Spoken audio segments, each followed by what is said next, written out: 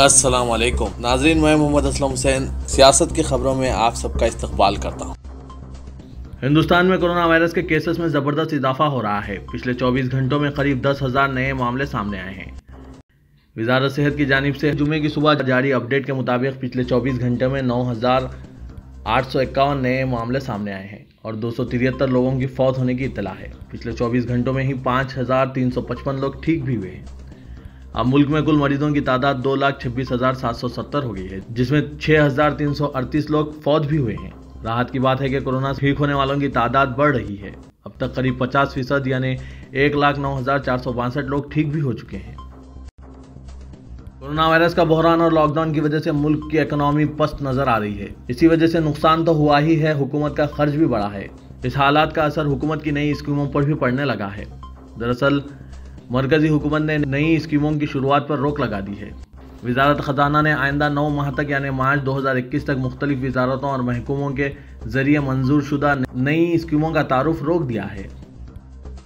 مرکزی وزارت صحت کی جانب سے کووڈ-19 کی روک تھام کے لیے جاری ہدایات کے مطابق کنٹینمنٹ زونز میں مذہبی مقامات عوام کے لیے بند رہیں گے اور ان زونز کے باہر انہیں کھولنے کی اجازت دی جائے گی۔ وزارت نے کہا کہ عوام روحانی تسکین کے لیے بڑی تعداد میں عبادت گاہوں میں جاتے ہیں، لیکن کووڈ-19 کو پھیلنے سے روکنے کے لیے یہ بہت اہم ہے کہ سماجی دوری اور دوسرے احتیاطی اقدامات پر عمل کیا جائے۔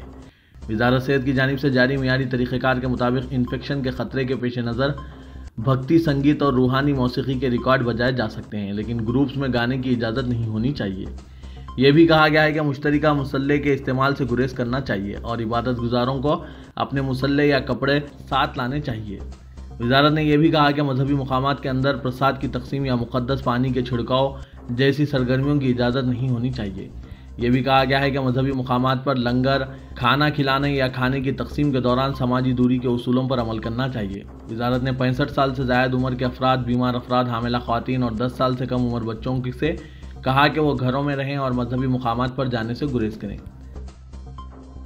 ہندوستان اور آسٹریلیا نے اپنے تعلقات کو مزید مستحکم بناتے ہوئے کئی معاہدوں پر دستخط کیے، جن میں ایک دوسرے کے فوجی اڈوں تک رسائی کا تاریخی سمجھوتہ بھی شامل ہے۔ وزیراعظم نریندر مودی اور ان کے آسٹریلیائی ہم منصب اسکاٹ موریسن کے درمیان آن لائن سمٹ کے دوران ان معاہدات پر دستخط ہوئے، جن میں معدنیات کے حصول سے متعلق ایک معاہدہ بھی شامل ہے۔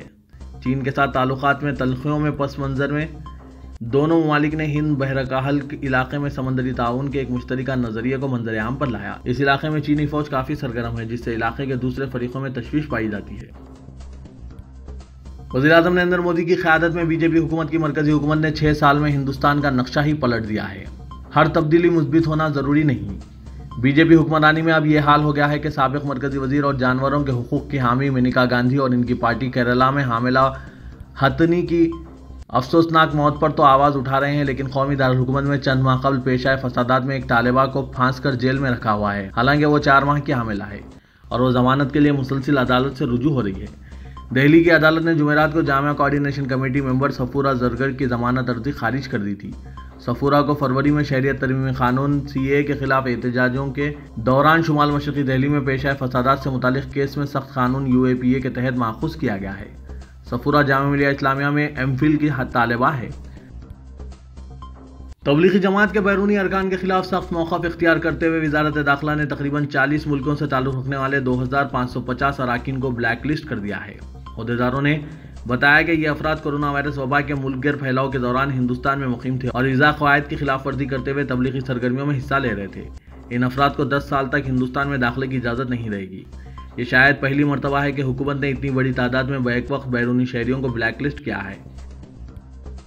مسلمان کورونا سے گرے ہاتھی میں اٹکے، ہندوستانی مسلمانوں کو ملک کی نامور جانوروں کے حقوق کے تحفظ کے علمبردار انسانوں کی جانب سے منتخب کردہ بھارتیہ جنتا پارٹی رکن پارلیمنٹ منیکا گاندھی نے کیرالہ میں ہاتھی کی ہلاکت کو مسلمانوں سے جوڑنے کی کوشش کرتے ہوئے ملک میں ایک مرتبہ پھر زہر گھولنے کی کوشش کی ہے، جبکہ کورونا کی وبا کے دوران ملک بھر میں الزامات کا سامنا کرنے کے باوجود عوام کی خدمت میں مصروف سماجی تنظیموں اور کارکنوں میں مسلمانوں کی بڑی تعداد شامل ہے۔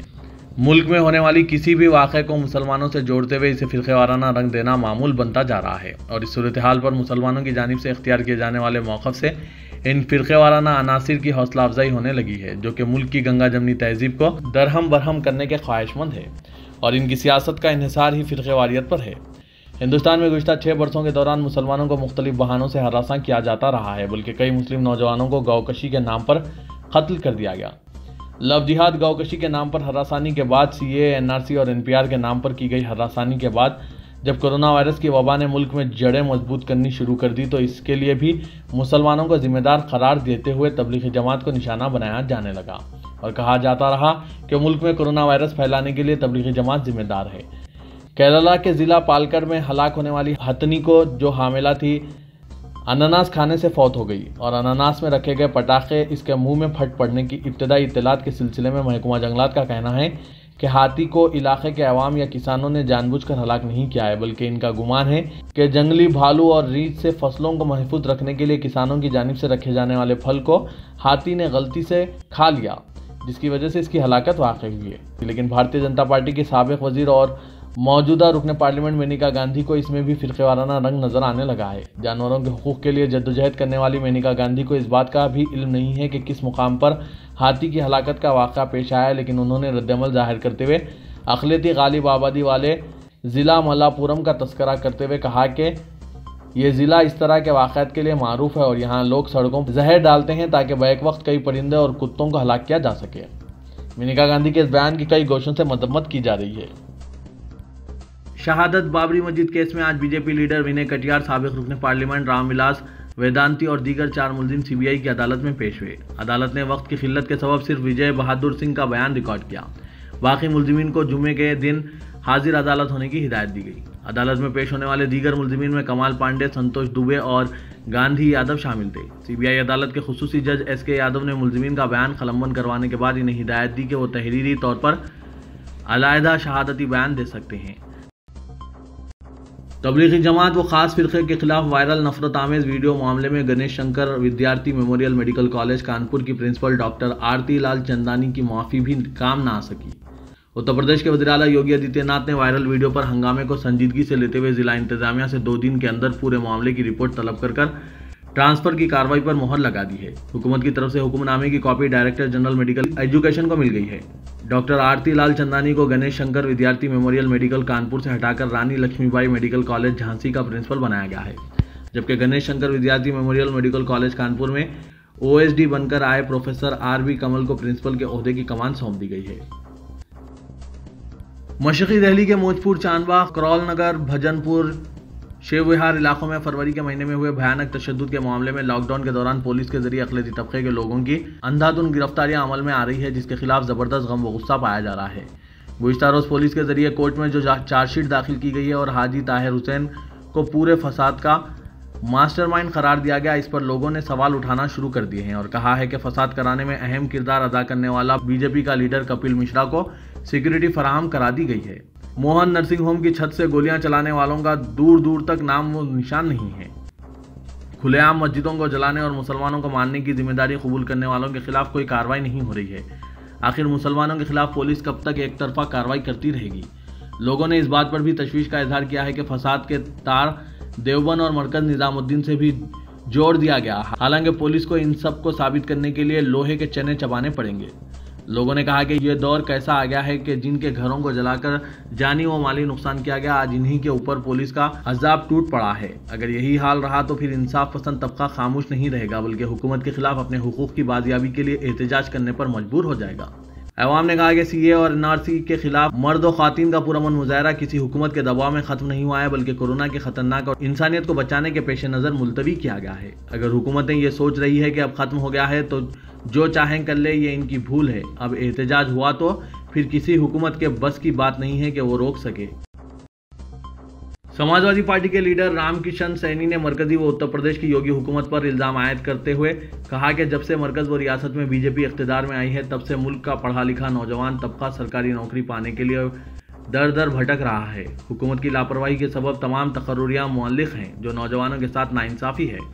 رام کشن سینی نے کہا کہ سنگھ لوک سیوا آیوگ، کرمچاری چین آیوگ، ریلوے بھرتی بورڈ، بینکنگ سیکٹر، CPO اور تعلیمی اداروں میں اساتذہ وغیرہ کی تقرریاں معلق ہے۔ ملک کا کسان اور مزدور بچوں کو اپنا خون پسینہ بہا کر پڑھاتا ہے، لیکن اعلیٰ تعلیم حاصل کرنے کے بعد بھی مودی اور یوگی حکومت نے نوجوانوں کو در در کی ٹھوکریں کھانے پر مجبور کر دیا ہے۔ کورونا وائرس سے بچاؤ کے لیے سعودی عرب میں احتیاطی تدابیر اختیار کرتے ہوئے نماز یا بعد جماعت کی ادائیگی عارضی طور پر روک دی گئی تھی۔ تقریباً 2.5 ماہ کے بعد آج مملکت کی تمام مساجد میں احتیاطی تدابیر پر عمل کرتے ہوئے نماز جمعہ ادا کی جا رہی ہے۔ وزارت امور اسلامی کا کہنا ہے کہ مملکت میں جامع مسجد کے علاوہ تمام مسجدوں میں نماز جمعہ ادا کی گئی تاکہ جامع مسجد میں لوگوں کا اژدھام نہ ہو۔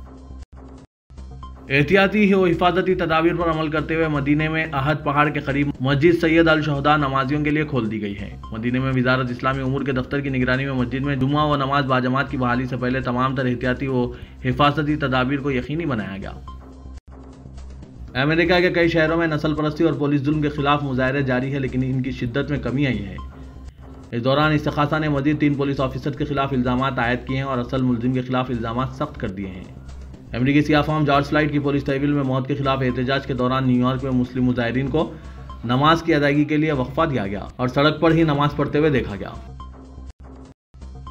لاک ڈاؤن کے بارے میں مرکز کی ہدایت کے بعد حکومت تلنگانہ کی جانب سے بھی نظر ثانی شدہ احکامات جاری کر دیے گئے ہیں۔ چیف سیکریٹری تلنگانہ حکومت سومیش کمار نے اس ضمن میں آج سرکاری احکام جاری کیے۔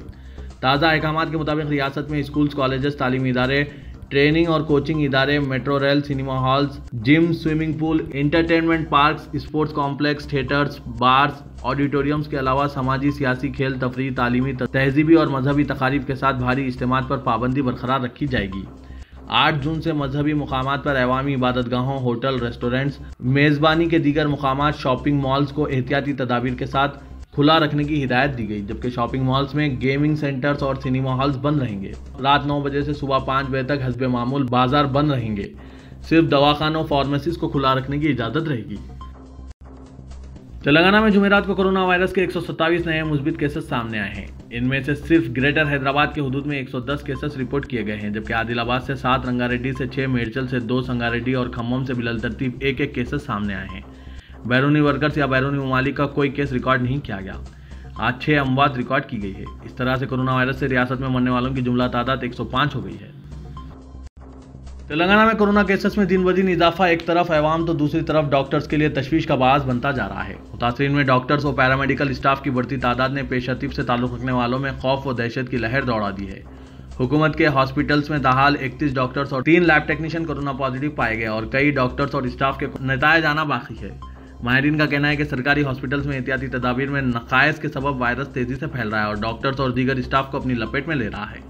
محکمہ صحت کے حکام نے اس صورتحال کا جائزہ لینے ہنگامی اجلاس طلب کیا ہے۔ تلنگانہ میں انٹرمیڈیٹ MPC BIPC امیدواروں کے لیے MCET میں شرکت کے لیے فارمز کے ادخال کی آخری تاریخ میں 10 جون تک توسیع کی گئی ہے۔ یہ انٹرنز امتحان on line computer per CBT رہے گا اور امتحان تاریخ کا شیڈول نہیں دیا گیا۔ امکان ہے کہ جولائی کے وسط یا آخر میں MCET ہوگا۔ انٹر سیکنڈ ایئر طلبہ جو تاحال MCET کا فارم پور کیے ہوں تو آن لائن داخل کر دیں۔ اس کی امتحانی نقطہ نظر سے ماہرین کے زیر نگرانی آن لائن کوچنگ کلاسز رکھی جا رہی ہے۔